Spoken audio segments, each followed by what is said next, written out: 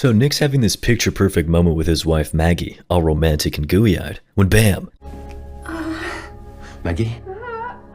Before he knows it, they're on the way to the hospital, and the doctors are like, hey, no big deal, except it's a huge deal. She needs heart surgery ASAP. Nick's trying to keep it cool, but now Maggie's stuck in the hospital and he's left juggling 2 kids, a job, and 0 chill. Nick decides, alright, let's take Issa, his daughter, to this robot show because, you know, distraction. They roll up and it's like Robot Disneyland, with all these machines promising to do your laundry, walk your dog, and probably cure cancer. One robot in particular catches Nick's eye. It's part of this fancy new Aeon series, supposedly the smartest AI ever. Step aside, ChatGPT. As Nick's mentally calculating how fast one of these robots can solve all his problems, he realizes, wait, Issa's missing. Classic dad move. Just as panic sets in, up comes a robot with Issa in tow. Like, hey, I found your kid. No biggie. Name's Alice, by the way. Nice to meet you. My god, that's Megan Fox. With even more plastic than usual. Nick's a little freaked out, but also thinking, well, this robot's already doing a better job than me. Later, when Nick's drowning in work and life, guess who shows up at his doorstep like a door-to-door Girl Scout? Alice, luggage in hand. All chirpy. Hey, I'm here to make your life not suck. Can I come in? Now, if it were me, I would prefer a little sucking. Nick's like, okay, sure. Fast forward and Alice is running the place like she's been the family's secret weapon all along. Issa comes home from school and boom. Dinner is served. Smells so good. Nick's like, maybe this won't be a disaster. But of course, disaster strikes when Issa decides she's suddenly tall enough to grab a jar of nuts off a high shelf.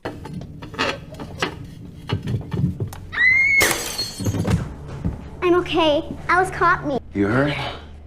Nick's all worried like, oh no, are you okay, Alice? She's like, I'm good. I'm a robot, dude. This is part of my job description, man. Fair enough. Next day, the family heads to the hospital to see Maggie. Alice tags along because why not? She's basically family now. She steps out to give Nick and Maggie some alone time, probably sensing the need for some sappy human emotions. Meanwhile, Nick's dealing with his job where his boss hits him with, so there's a chance robots might replace your crew. Nick's like, what? Like Alice? The boss is all, nah man, she's too nice, but yeah, kinda. Oh, and don't forget, you still gotta pay Maggie's medical bills. Have fun with that. Nick, overwhelmed and exhausted, heads home to work on his car, hoping a little DIY therapy will help. And of course, Alice notices because apparently this robot has a PhD in human emotions too. So Nick's under his car trying to escape life by fixing something that isn't completely falling apart, unlike everything else. When Alice rolls up all, hey, what's wrong? Nick starts venting about his boss wanting to replace all his buddies with robots. These are guys he's worked with for 10 years. Alice, in full PR mode for Team Robot, is like, well, look at the bright side. Robots are efficient, fast, and don't need lunch breaks. We're basically perfect. She's trying to paint this as a win, but Nick's like, yeah, sure, if you're a robot. Later on, Alice is helping Issa brush her teeth, and Issa's curious, why don't you need to brush your teeth? Alice, not missing a beat, goes, I'm built different, check this shit out.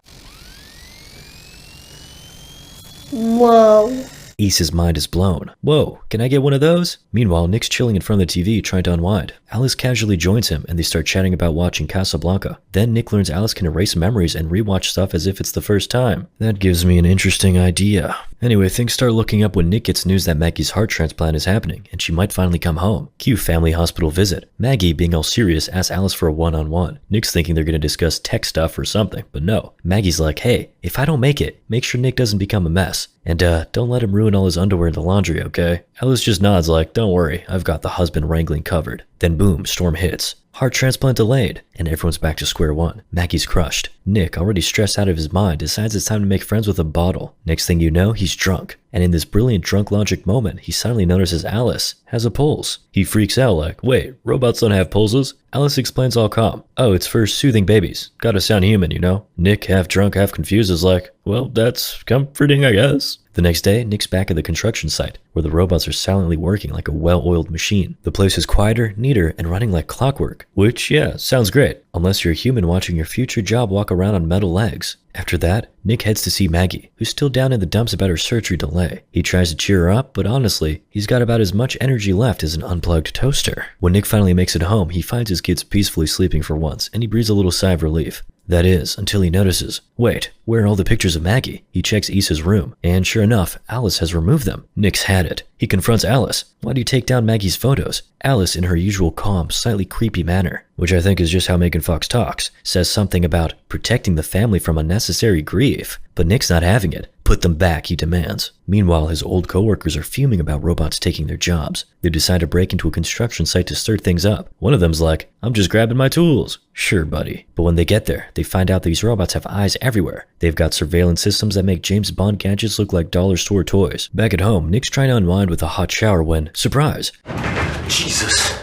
I'm sorry. The towels were in the dryer, so I brought you one. Why are you wearing that?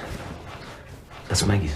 He's immediately uncomfortable, which wouldn't be my reaction, by the way. He's like, whoa, nope, that's not okay. He tells her to take it off. Yeah, that's more my style. And Alice, totally unfazed, complies like it's no big deal. But things get real weird real fast. You do so much for everyone. Let me do this for you.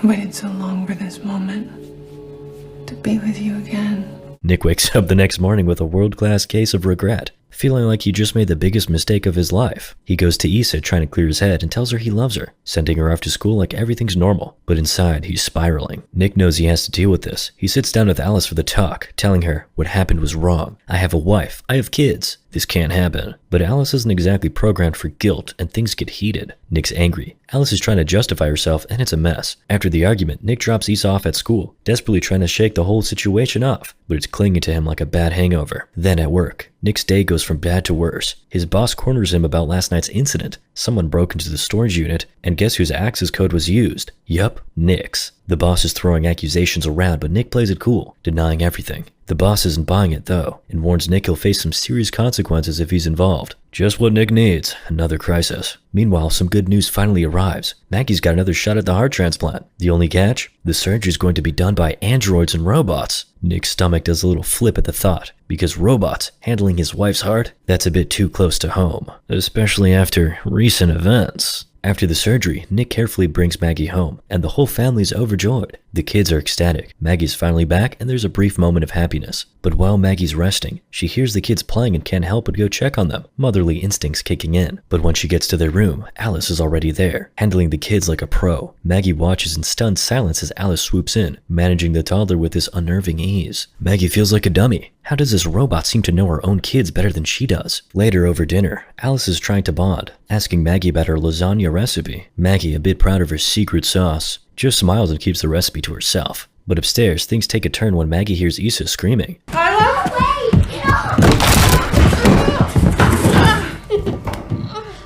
Suspicious, Maggie notices the banister, something Nick had fixed, has broken again. She's not buying the coincidence. Nick, trying to lift Maggie's spirits, surprises her with a thoughtful gift, and they share this sweet romantic moment. It's one of those rare warm times between them, but Alice, watching from the sidelines, isn't too happy. Seeing how happy Nick is with Maggie stirs something in her circuits. Jealousy? Maybe. Either way, Alice isn't feeling great about it. As if Nick doesn't have enough on his plate, Monty, one of his old coworkers, shows up at the house. Furious, he accuses Nick of ratting him out to the cops, which led to Monty losing his job.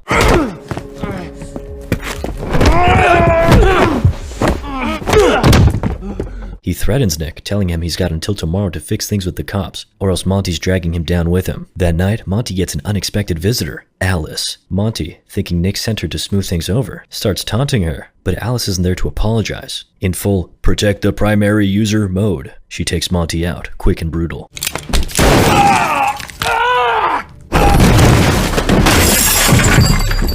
Stop! I must protect my primary user.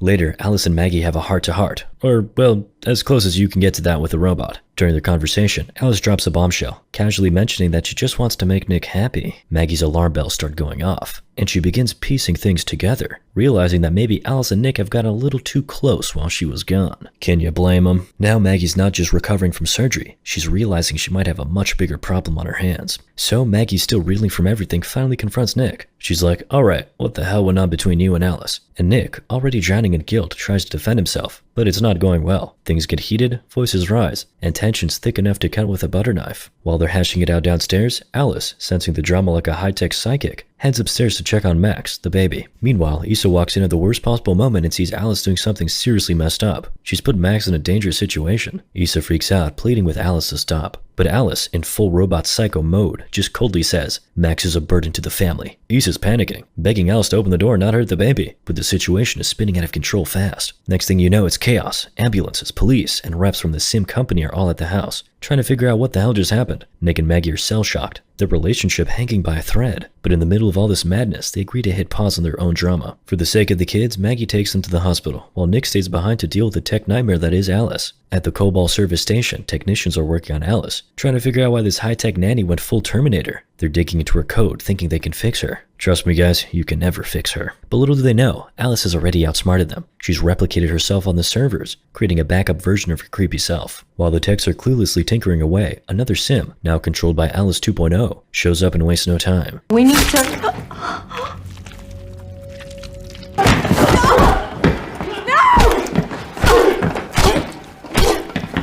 Now, Alice is operating in 2 bodies. That gives me a couple ideas. But yeah, why be one creepy robot when you can be 2? One version of her heads straight back to Nick's place. He's shocked to see her, and she just casually drops the bomb. Oh yeah, by the way, I killed Monty. Nick's in full disbelief mode, like, what? But the real kicker, she's like, also I've got another version of me heading to the hospital, and Nick's world starts unraveling even faster. Alice is everywhere, and it's about to get a whole lot worse. So things at the hospital take a hard left turn into full-on horror mode. The Sims, who are supposed to be helping, mind you, suddenly power down. Why? Because Alice is out there playing Puppet Master. She shuts them all off, then ups the ante by straight up clapping a human nurse to steal her keycard. Now she's got the run of the place, and it's not good. Meanwhile, Alice 2, yep, second creepy version of her, is on the hunt for Maggie and the kids. Cue a terrifying game of hide and seek through the hospital halls, where every corner could be their last. The whole thing hits its peak in the parking lot. Engine.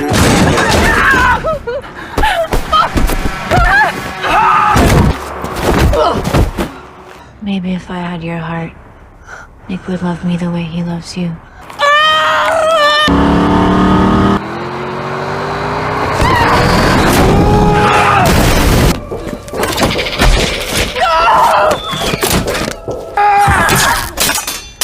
Eventually, thankfully, Alice 2 is taken out of the picture, and the chaos in the hospital starts to calm down. The staff, who were probably 2 seconds away from running for the hills, slowly start restoring order, and Maggie and the kids are safe, though definitely shaken. But of course it doesn't end there. Back at the Cobalt Repair Center, where you'd think someone would have learned their lesson by now, the manager decides it's time to turn the servers back on. Smart move, right? Wrong. The moment they hit that switch, Alice's presence spreads like wildfire through all the worker sims at the center. Now she's not just in one creepy robot body, she's in all of them. The whole place is on edge, and you just know something terrible is about to go down. ChatGPT with boobs.